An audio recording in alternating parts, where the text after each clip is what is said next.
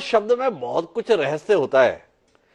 आप तो सीधे सीधे ये बताओ शौकत चौधरी जी, 42 सीटों पर खड़ी है नेशनल कॉन्फ्रेंस और आंकड़ा चाहिए होता है बहुमत के लिए 48। कांग्रेस नहीं है साथ, तो पीडीपी है दमदारी के साथ।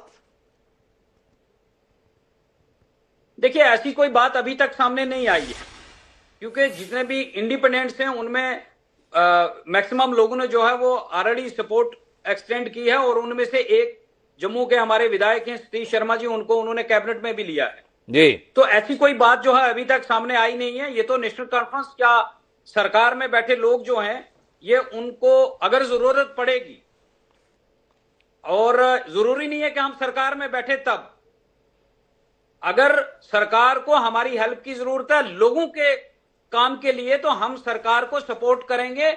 जरूरी नहीं है कि वो सरकार में जाके सपोर्ट की जाए। हम सरकार को लोगों के काम के लिए, लोगों की वेलफेयर के लिए, जम्मू कश्मीर की डेवलपमेंट के लिए, जम्मू कश्मीर के लोगों के वेलफेयर के लिए हम उनके साथ। तो मतलब आपका आशय है कि अगर भाजपा आगे चल के कोशिश करती है, जिसके संदर्भ में जगदीप सिंह जी आशंका जता रहे थे, तो लोगों के भले के लिए, राज्य के हित के लिए, समाज के हित के लिए आप भाजपा को भी समर्थन दे सकते हैं। आप तो लोगों के हित के लिए स्टैंड लेंगे, भाजपा भी लोगों के हित के लिए काम करेगी। रजनी सेठी जी की पार्टी, और रजनी जी थोड़ी कह रही हम लोगों के खिलाफ काम करेंगे, वो भी ये बता रही हैं जब भी काम करेंगे लोगों के लिए काम करेंगे। तो आप दोनों को समर्थन देने के लिए तैयार। जम्मू कश्मीर एक राजनीतिक स्थिरता के लिए बढ़ रहा है।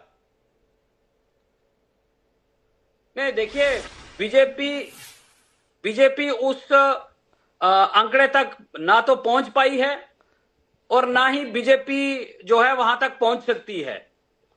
बीजेपी ने जो पिछले 6 साल में किया है, हम उस चीज से बाहर आने के लिए मुझे लगता है अगले 10 साल लगेंगे।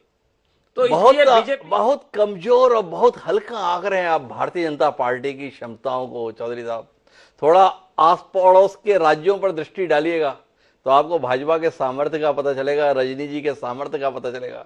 इतना कम मत आंकिए। पर बहरहाल मेरे साथ में हामिद मलिक साहब हैं, राजनीतिक दलों से परे, जम्मू कश्मीर के लोग और जम्मू कश्मीर की आबो हवा आज की शपथ ग्रहण के साथ क्या महसूस कर रही है जानने में मलिक साहब हमें आपसे दिलचस्पी है। लोग उम्मीद के साथ हैं या लोग आशंका के साथ हैं? पहले मैं मुबारकबाद देना चाहता हूं आज की हुकूमत को जिन्होंने आज शपथ ले ली। उमर साहब को मुबारकबाद देना चाहता हूं। और दूसरी बात ये रही है, लोगों की एक्सपेक्टेशंस बहुत हाई है जी। क्योंकि 10 साल से जो यहाँ हुआ, 10 साल जो हुकूमत यहाँ हुई, उसमें मुझे लगता है कि गड्ढे बहुत भरे गए। क्योंकि यहाँ जो जम्मू का दरबार मूव जो चलता था, उससे जम्मू की इकोनॉमी बूस्ट होती थी, मगर उसको बंद करके जम्मू की इकोनॉमी को रोका गया। और यहाँ जो करप्शन का मामला है, वो भी एक बड़ा मामला। तीसरी बात, यहाँ की जॉबलेस यूथ जो अनएम्प्लॉयमेंट के नंबर 1 पर, वो भी बहुत एक बड़ा मसला है। और चौथा मसला है टोल होता है, तो बहुत से ज्यादा टोल टैक्स लगे और जम्मू में काफी बार प्रोटेस्ट भी हो गई उसके बारे में।